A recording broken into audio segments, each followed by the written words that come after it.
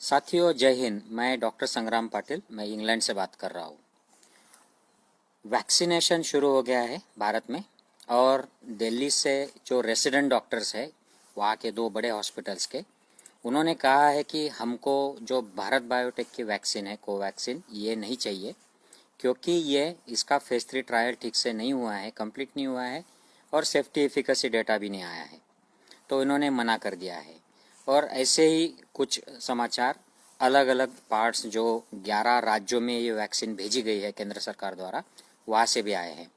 और इस बात के ऊपर ये वीडियो है, ये ज़्यादा से ज़्यादा मेडिकल फील्ड में शेयर कीजिए, जनरल पब्लिक को भी शेयर कीजिए कि इसमें हमारे जो हेल्थ मिनिस्टर है, स्वास्थ्य मंत्री हर्षवर्धन, ये खुद एक डॉक्टर है, एक सर्जन है, लेकिन ये कितने दुर्बल व्यक्ति है कि ये शास्त्र विज्ञान क्या होता है, मेडिकल साइंस क्या होता है, इस बात पर ये फिक्स नहीं है और डॉक्टरों के साथ गद्दारी कर रहे हैं और इतनी दुर्बलता दिखा रहे हैं कि उनको पता है कि ये क्या चल रहा है, फेज 3 में कौन से वैक्सीन आए हैं और कौन से देने चाहिए, कौन से नहीं देने चाहिए, लेकिन ऊपर से जो आदेश आ रहे हैं प्रधानमंत्री से, उसके विरोध में कुछ भी नहीं बोल पा रहे हैं।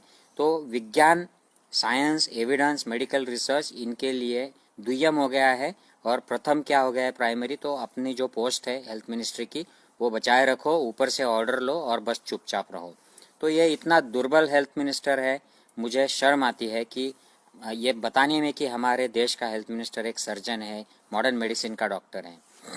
साथियों, ये वैक्सीन जो है भारत बायोटेक का, मुझे वैक्सीन के खिलाफ कुछ भी नहीं कहना है, मुझे इसके एफिशिएंसी या साइड इफेक्ट्स के बारे में कुछ भी नहीं कहना है, लेकिन इसका जो साइंटिफिक स्टेटस है, रिसर्च स्टेटस, इसके फेज 1 और फेज 2 का डेटा रिलीज हुआ था, इसमें ये सेफ है, लेकिन इसकी एफिशिएंसी उस आंकड़ों से क्लियर नहीं होती है।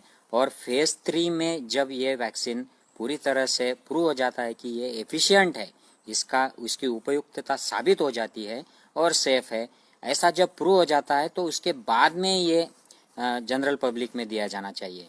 और इसको जो limited use for restricted emergency use, ऐसा इसको अप्रूवल दिया है हमारे drug control general of India ने, जिसका समर्थन ICMR ने किया, हर्षवर्धन जी ने किया और काफ़ी सारे जो हेल्थ मिनिस्ट्री के या आरोग्य विभाग के जो बड़े बड़े अधिकारी है, हेल्थ अधिकारी, उन्होंने भी किया। ये सब एक दबाव में किया है समर्थन।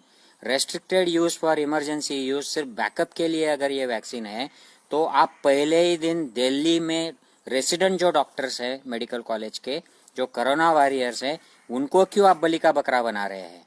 उनको आप पहले ही दिन क्यों बैकअप वैक्सीन जिसको डिक्लेयर किया है वो पहले ही दिन क्यों दे रहे हैं?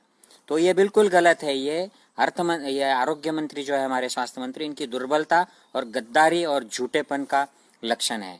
और दूसरी बात मैं आपसे कहना चाहता हूँ, ये जो सारे जो नेतागण है, मोदी जी से लेकर जो बड़े बड़े जो भी 70 साल के हैं, 60-65 साल के ऊपर है, ये लोग हाई रिस्क है।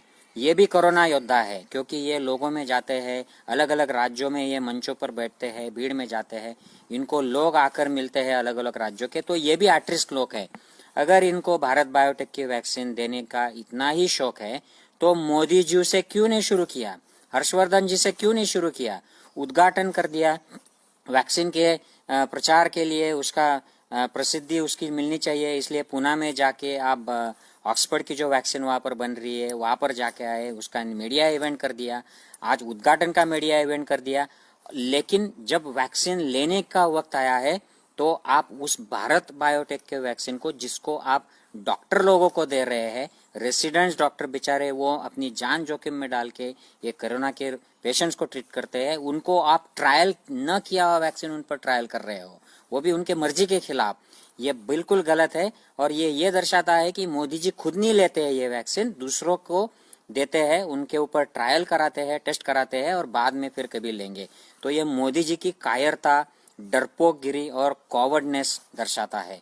साथियों, ये बिल्कुल गलत हो रहा है। मुझे भारत बायोटेक वैक्सीन ये एफिशिएंट नहीं है या इसके साइड इफेक्ट्स है, ऐसा बिल्कुल नहीं कहना है। हमारे साइंटिस्ट जो इस पर काम कर रहे हैं भारत के, इनके खिलाफ भी मैं कुछ नहीं कहना चाहता हूँ।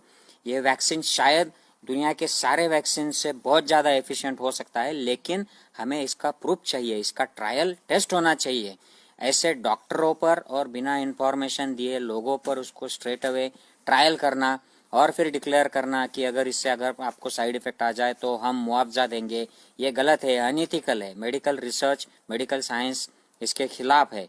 इसलिए मैं अनुरोध करता हूँ मोदी जी से कि वो खुद जाहिर पब्लिक में आकर भारत बायोटेक की कोवैक्सीन ले और इससे एक एग्जाम्पल सेट करे, ताकि लोगों के दिमाग से, दिल से डर निकले और बाद में फिर ये डॉक्टर्स और जूनियर डॉक्टर जो है इनको ये वैक्सीन दे। और हर्षवर्धन जी से मैं दरख्वास्त करता हूँ कि अगर आप कुछ बोल नहीं सकते हैं साइंस के सपोर्ट में, मेडिकल एविडेंस के सपोर्ट में, तो आप क्यों स्वास्थ्य मंत्री बने हो? आप रिजाइन क्यों नहीं कर देते हो? आप बहुत हाईली एजुकेटेड हो और ये अनपढ़ कमपढ़ लोगों के ऑर्डर्स पे, उसके दबाव में क्यों झुकते हो आप? हर्षवर्धन जी जाग जाइए और मेडिकल एविडेंस, विज्ञान के साथ आइए और ये जो सब दबाव तंत्र चल रहा है इसके खिलाफ बोलिए। साथियों, अगर मेरी बात से सहमत है, ज़्यादा से ज़्यादा हेल्थ स्टाफ, कोरोना वॉरियर्स से ये वीडियो शेयर कीजिए और जनरल पब्लिक में भी शेयर कीजिए, ताकि लोगों को पता चले कि हमारा स्वास्थ्य मंत्री कितना डरपोक है और दुर्बल है, और हमारा प्राइम मिनिस्टर भी कितना डरपोक है। सारे दुनिया के जो प्राइम मिनिस्टर्स है, प्रेसिडेंट है, ये सबसे पहले वैक्सीन ले रहे हैं, लेकिन हमारा प्राइम मिनिस्टर चुप गया है, दूसरों के ऊपर ट्रायल करता है, वो भी डॉक्टरों के ऊपर। जय हिंद साथियों।